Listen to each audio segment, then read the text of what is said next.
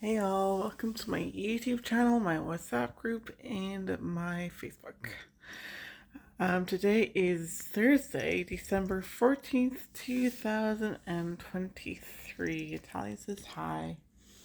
I shall be reading to you all the Gospel of Luke, chapter 14, verses 1 through 35. And today is also the Thursday of the second week of Advent. Natalia, please move. Okay. And let us begin. Gospel of Luke, chapter 14. Healing of the man with dropsy on the Sabbath. On a Sabbath, he went to dine at the home of one of the leading Pharisees, and the people there were observing him carefully. In front of him, there was a man suffering from dropsy. Jesus spoke to the scholars of the law and Pharisees in reply, asking, "Is it lawful to cure on the Sabbath or not?" But they kept silent. So he took the man, and after he had healed him, dismissed him. Then he said to them, "Who among you, if your son or ox falls into a cistern, will not immediately pull him out on the Sabbath day?" But they were unable to answer his question. Conduct of invited guests and hosts. He told a parable to those who had been invited, noticing how they were choosing the places of honor at the table. When you are invited by someone to a wedding banquet, do not recline at table in the place of honor. A more distinguished guest than you may have been invited by him. And the host who invited both of you may approach you and say, "Give your place to this man." And then you would proceed with embarrassment to take the lowest place. Rather, when you are invited, go and take the lowest place, so that when the host comes to you, he may say, "My friend, move up to a higher position." Then you will enjoy the esteem of your companions at the table. For everyone who exalts himself will be humbled, but the one who humbles himself will be exalted.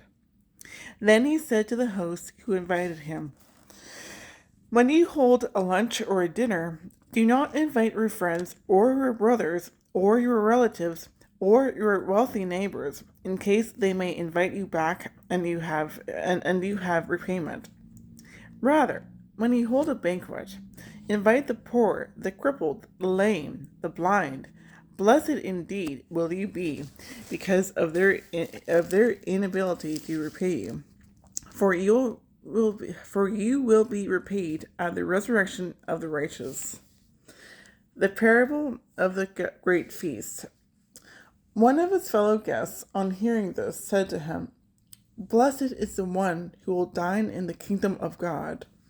He replied to him, "A man gave a great dinner to which he invited many. When the time for the dinner came, he dispatched his servant to say to those invited, 'Come, everything is now ready.'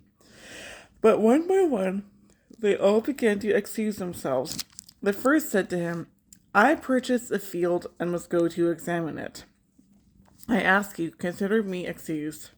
And another said, 'I purchased 5 yoke of oxen and am on my way to evaluate them. I ask you, consider me excused.' And another said, 'I have just married a woman, and therefore I cannot come.' The servant went and reported this to his master.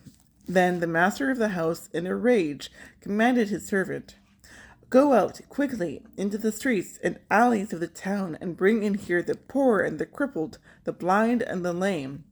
The servant reported, 'Sir, your orders have been carried out, and still there is room.' The master then ordered the servant, 'Go out to the highways and the hedge roads, and make people come in, that my home may be filled. For I tell you, none of those men who were invited will taste my dinner.'" Sayings on discipleship. Great crowds were traveling with them, and he turned and addressed them. "If anyone comes to me without hating his father and mother, wife and children, brothers and sisters, and even his own life, he cannot be my disciple. Whoever does not carry his own cross and come after me cannot be my disciple. Which of you, wishing to construct a tower, does not first sit down and calculate the cost to see if there is enough for its completion? Otherwise, after laying the foundation and finding himself unable to finish the work, the onlookers should laugh at him and say, "This one began to build, but did not have the resources to finish." Or what king marching into battle would not first sit down and decide whether, with 10,000 troops, he can successfully oppose another king advancing upon him with 20,000 troops? But if not, while he is still far away, he will send a delegation to ask for peace terms. In the same way, every one of you who does not renounce all his possessions cannot be my disciple. The simile of salt. Salt is good, but if salt loses its taste, with what can its flavor be restored? It is fit neither for the soil nor for the manure pile. It is thrown out. Whoever has ears ought to hear. And that was the Gospel of Luke, chapter 14, verses 1 through 35.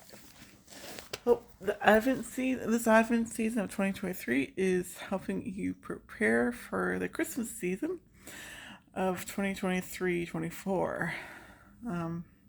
So Advent is like 4 weeks long, and Christmas is like, I guess, 5 or 6 weeks long, I'm guessing.